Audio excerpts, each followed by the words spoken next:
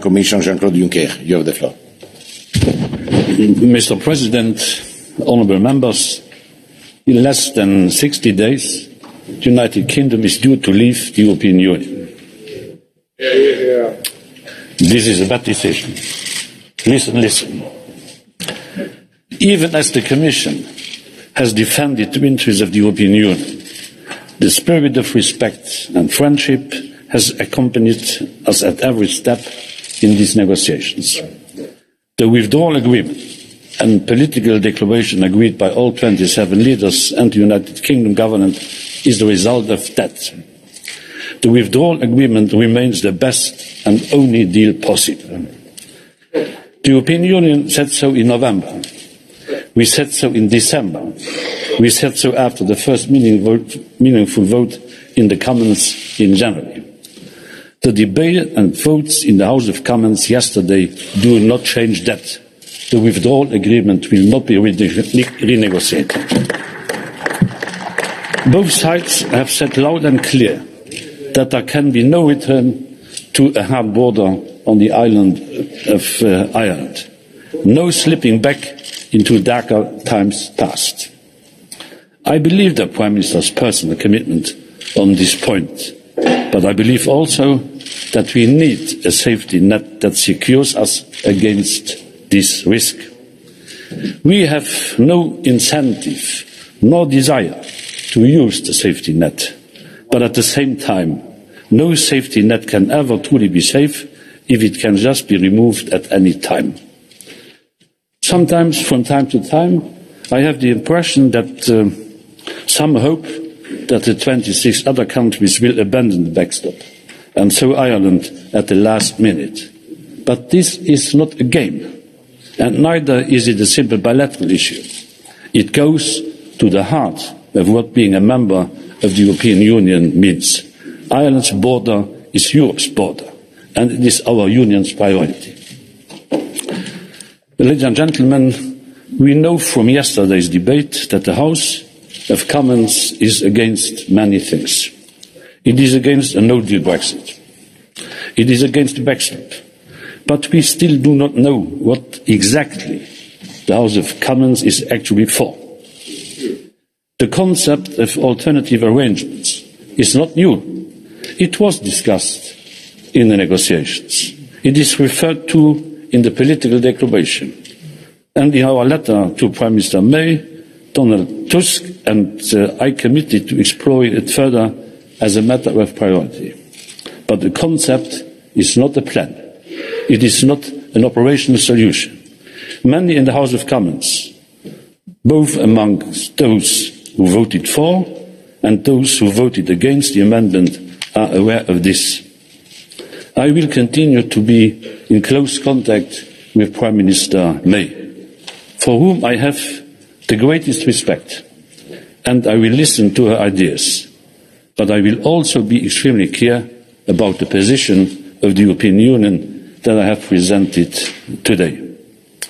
Monsieur le Président, Mesdames et Messieurs, laissez-moi vous dire clairement que le vote hier a accru le risque d'un retrait désordonné du Royaume-Uni.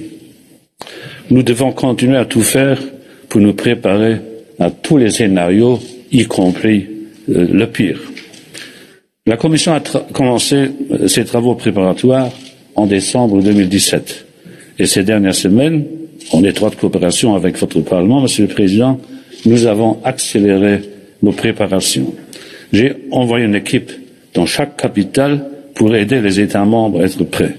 Le Conseil européen a apporté son appui à ce travail depuis le début. Nous avons à ce jour publié 88 notifications montrant quelles sont les conséquences du Brexit dans différents domaines, ainsi que 18 propositions ou actes législatifs. Les 3 dernières propositions portant sur le programme Erasmus, la sécurité sociale et le budget de l'Union européenne ont été adoptées et présentées aujourd'hui. Je voudrais d'ores et déjà remercier tous les membres du Parlement qui sont concernés afin de garantir que nous parvenions à des accords rapides sur ces propositions et sur tous les dossiers urgents en attente. Il est plus que jamais important que l'Union européenne reste calme unis, déterminés, ainsi qu'elle a été tout au long de ce processus. Dans ce travail, nous devons suivre une règle d'or. Nous ne devons pas reproduire les bénéfices de l'accord de retrait ou de la déclaration politique. Dear colleagues, I'm still an optimist by nature and a believer in democratic institutions by conviction.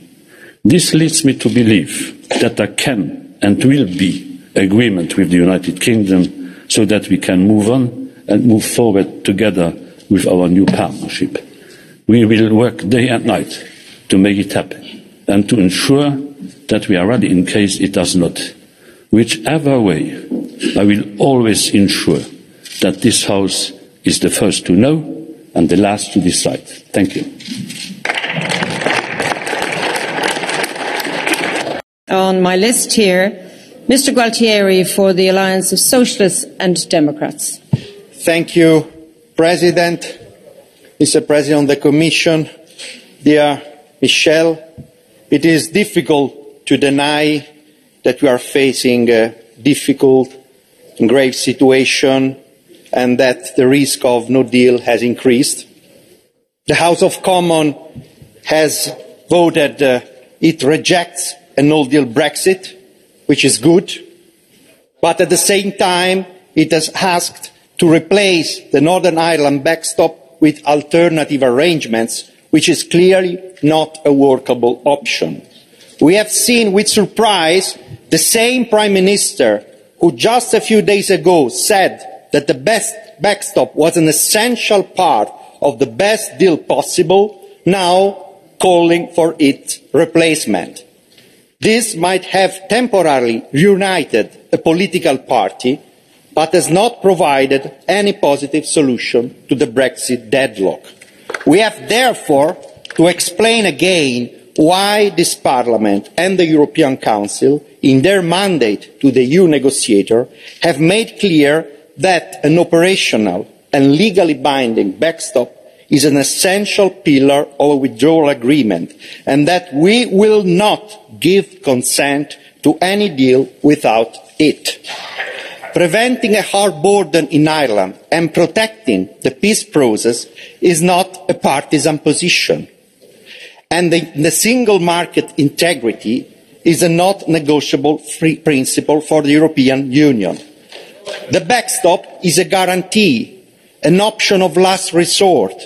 It is necessary to ensure that if an agreement on the future EU-UK relationship is not concluded by the end of the transition period, the minimum essential safeguards will be in place to keep the border open while safeguarding the integrity of a single market.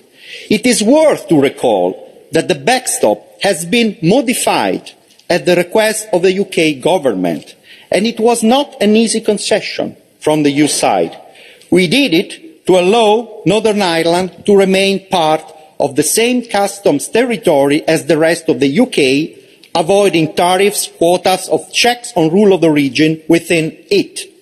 And we did it notwithstanding the fact that our original proposal of backstops was simple, fair, and did not impose any material border in the Irish Sea. The only positive message from yesterday's vote is that the UK Parliament rejects a no-deal Brexit. This is welcome. A no-deal would be bad for everybody, but a disaster for the UK. It is right that MPs made clear that this is not acceptable. So what's next? We have always said, and we repeat today, that we want to see as close a relationship as possible between the United Kingdom and the European Union. It was the UK red lines that has made this impossible so far.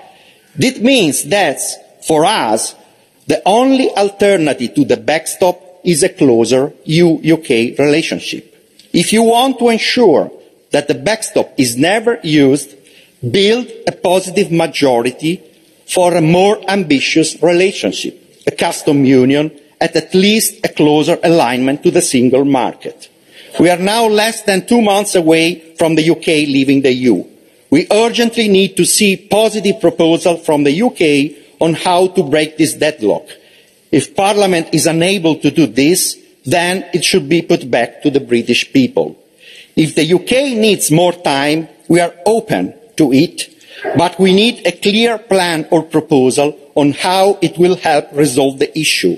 We cannot allow more time for bluster of false promises.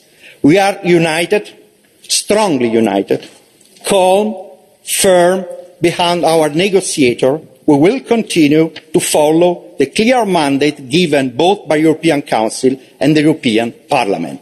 And so it is right that on the basis that is unity, we have to be worried, but we can be also optimists. Thank you. Mr Fox for the Conservatives and Reformists Group. And please show respect to the speakers. Mr Coburn, that was directed towards you. Thank you. Mr Fox, I hope he shows you respect. Thank you. Madam President, I've heard 5 speeches this afternoon describe the efforts made to negotiate the withdrawal agreement and how good it is. But I'm sure you will all have noticed that this very withdrawal agreement was rejected 2 weeks ago in the House of Commons by an overwhelming majority. So now is not a moment for rhetoric, but for reflection. It was never going to be easy to disentangle the United Kingdom from the European Union, but there is now a clearer road ahead if we choose to take it.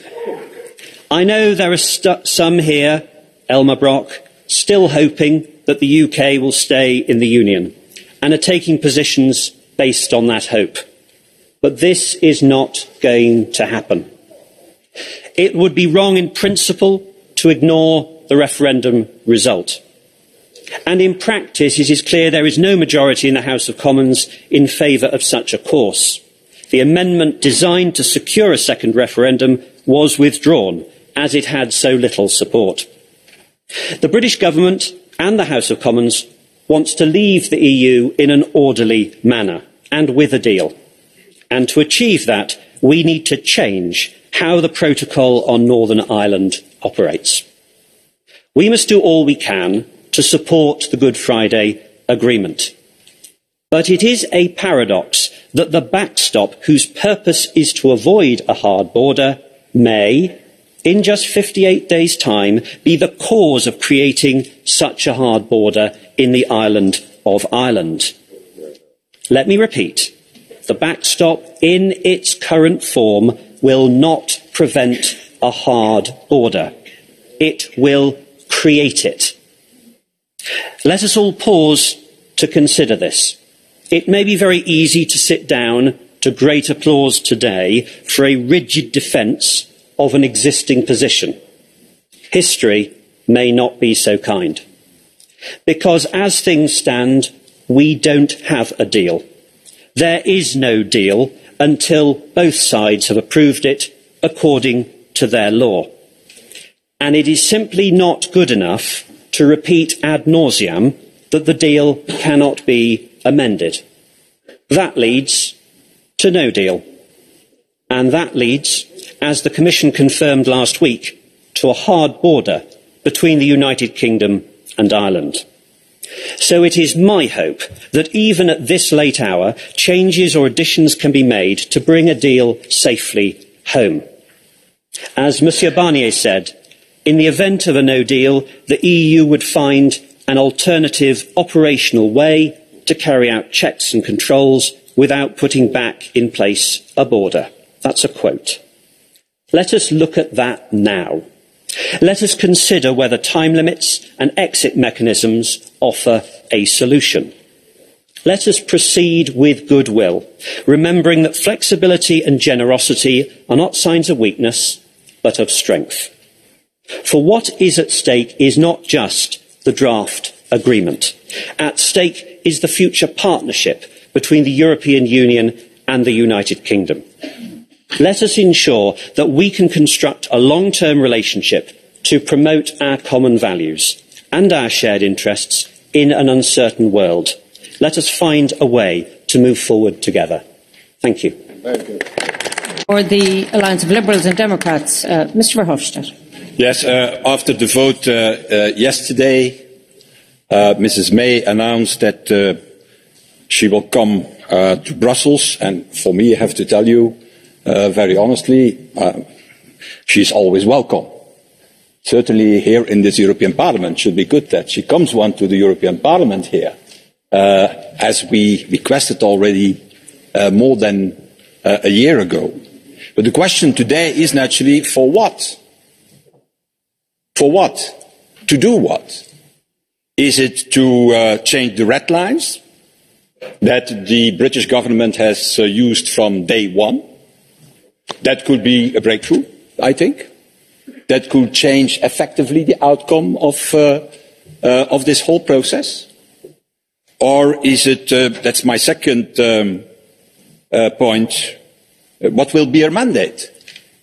Because for the moment, I have to tell you, Mr. Fox, I have also yesterday not seen a parliament that gives a clear mandate to Theresa May. We have seen a vote against a number of things. Against the deal, against no deal, against the backstop. But until today, more than 2 years, the House of Commons has not voted one proposal in favour of something, in favour of a relationship between the EU and the UK. Never. The last 2 months, I have to tell you, have been very exhausting. Very exhausting. Not only at the other side of the channel, also here. Endless debates, long list of amendments, amendments going in all directions, selected by the Speaker, and then won and lost with a teeny tiny majority. I give here the list. The Grieve Amendment, that was the 4th of December. That was for a Remain amendment. Huh? Won by 22 votes. The Cooper Amendment, also Remain amendment, that was of the 8th of January, won with 7 votes. Then another Cooper Amendment, that was yesterday, lost by 23 votes. Then the Brady Amendment, that was more a Leave Amendment, won by 16 votes yesterday. And then again a Remain Amendment, the Spellman Amendment, and to take the no deal from the table, won by 8 votes. Is that the way you can solve a problem of a magnitude? Is that the way to do that? Is that the way you do that? That is every day changing your opinion, every day changing your opinion, and in any way creating an uncertainty, an instability, instead of concluding a real new relationship between the EU and the UK. And I have to tell you, I'm looking to that and I cannot understand it, that what started as a catfight inside the Conservative Party is today an existential problem for the whole Britain. And like yesterday voting, for example, the Spellman Amendment with a majority of 8 votes, saying the no deal is off the table, and then the Prime Minister coming back 5 minutes later and saying, no, that was for joking, that we did that. A no deal is still possible. I have to tell you, we cannot go further like that. This is a lack of clarity and a lack of stability. And I hope one thing, that is at this moment is happening as we speak, a meeting between the leader of the opposition, Mr. Corbyn, and the Prime Minister, Mrs. May. I hope that they will decide, or that they will discuss content, and that is not only eating biscuits and drinking tea this afternoon. Because it could be the solution for this problem if they start to working together on a cross-party approach so that we know what the position of the UK is in the future. Because we don't know it. Putting in fact, Mr. Fox, putting in fact country before party, telling us how they see that future relationship between the EU and the UK, and not using or abusing Brexit as it happened now to get rid of each other, because that is what's happening today. And if that is the spirit that emerged in Downing Street this afternoon, then the Prime Minister May can come and has to come to Brussels to tell us what his broad, stable majority cross-party wants as future relationship. And I think also there is the solution for the backstop. Because if there is a close relationship, deeper as Michel Barnier has indicated, then the backstop will still exist. But it shall not be necessary to use it. It shall be a theoretical insurance that in fact is not necessary to apply. Again, we are ready to go in that direction. Michel Barnier has indicated, Jean-Claude Juncker has indicated. It's time that the political class in Britain is also ready to go in that direction. The fastest as possible, because you're going to pay the first price of this lack of clarity. Next speaker on my list is Madam Scott Cato for the Greens European Free Alliance. Madam. Thank you very much, President. Westminster is in meltdown. The internal contradictions of Brexit were laid bare last night. Brexit was never anything more than a bunch of slogans. It could never be turned into a coherent negotiating position. As we play out the endgame and the Brexit fraud is revealed, its supporters dream up fantasy deals so that failure can be blamed on Brussels. But we must hold our nerve through this Westminster chaos. A majority of UK citizens know that the best future for our country is inside the European Union. Here, we can continue to be part of the world's most successful peace project, and together we can tackle the huge cross-border issues we face, most notably climate change. We are now the majority, and as young people reaching voting age want to join us in improving our continent in mutual friendship, so our numbers grow. Now that MPs have rejected no deal, the clear choice is still between the deal negotiated between the UK and the EU and remaining in the EU. This choice must be given back to the people. The hostility of the supporters of Brexit, as we see here, to such a democratic check proves that they are running scared because they know, as I do, that the will of the British people has changed and has turned against them and their Brexit chaos. Mr Farage, you have the floor. Well, public opinion, indeed public anger, had a big impact on those votes in the House of Commons yesterday, and with it we've seen a diminution of the risk of a second referendum. For now, the prospect of Article 50 being extended taken off the table. And when I hear speakers, despite the Spellman Amendment, saying today they're worried that the risk of a no deal has increased, you're right, it has. But not because of what happened last night in Westminster, but because of the response, gentlemen, we got from you this afternoon. You know, even when the Prime Minister actually gets a majority behind her, and all right, I accept, she made a dreadful mistake by signing up to the backstop. You summoned her. At 4:15 in the morning, she left Downing Street. She went to meet the ultimatum that you'd set her. She signed up to something that has proved to be a disaster. She signed up to something that no country, unless it had been defeated in war, would have signed up to.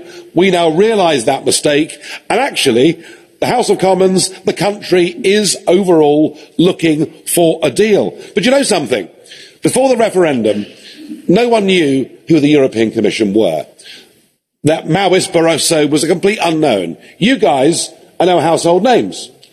And what we've seen is an appreciation in Britain that unelected bureaucrats in Brussels have been talking down to and humiliating the Prime Minister of our nation, and we don't like it.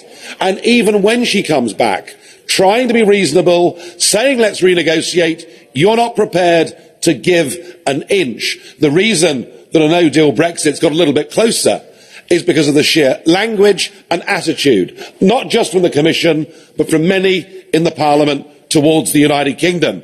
I think public opinion will be very, very angry that there is no give today from anybody in Brussels whatsoever. I think many will say we're simply dealing with fanatics who are not prepared to be reasonable and make any sense of compromise. And of course, Theresa May has made compromise after compromise, way too many compromises in my view. So I think we are beginning to think that the public will come to a view that no deal is better than the backstop. And that's a big problem. It's a big problem for all of you who want to get re-elected in a few weeks' time, because no deal means no 39 billion and your voters will be coughing up the money. No deal means the 100 million bottles of Prosecco we buy every year from Italy will become more expensive, as will 750,000 German cars. So why don't we all prepare sensibly for a no-deal scenario? Why don't we prepare to go to the World Trade Organization, use Article 24, so that we can, after we leave on March the 29th, have a 2-year period of no tariffs, no quotas, no restrictions of any kind, no problems or difficulties with Ireland whatsoever. Brexit will have been delivered. You will have protected for at least 2 years your voters. That, I think, ladies and gentlemen, right now is the only possible constructive way forward. Hear, hear. Batten. Thank you, Madam Chairman. The last 2.5 years have been a long and tedious series of spurious impediments put up in order to prevent us leaving the European Union, as exemplified by the classic backstop bull. The House of Commons rejected the so-called deal and sent Mrs May back to renegotiate with a Commission that has already told us that it won't renegotiate. The Commons may have rejected the amendment to extend Article 50, but it knows very well that the Withdrawal Act itself allows that date to be put back, and the Council of the European Union can extend Article 50 if it so agrees. Will we actually leave on the 29th of March? Or will the British political establishment manage to overthrow the result of the referendum altogether? The best thing that can now happen is if we have no deal on the 29th of March and that we leave under the Withdrawal Act and on WTO terms. Article 50 will have expired and the treaties will cease to apply. If the British Parliament prevents this happening, then they will have put themselves in open rebellion against the British people, and that will have profound consequences for any belief in democracy that is left in the United Kingdom. Mr. Wolfe. Thank you, Madam Deputy Speaker. Today is a good day for Brexit. Today is a good day for British democracy. Because over the past 2 years, our government has lost its way. Instead of negotiating effectively, it compromised weakly. The EU wanted to trap Britain in a backstop deal that makes us pay money, yet stops us competing against them on the world stage. The EU worked and encouraged Remain collaborators in this House and Westminster. It invited devotees from Blair to Chocklingomana, flowing like champagne at an Islington Remainers' wake. The constant negativity stalked us. Weakness cowered us. Division delayed us. But weakness no more. Despite this, the British people were not for turning. They valued their vote over Project Fear.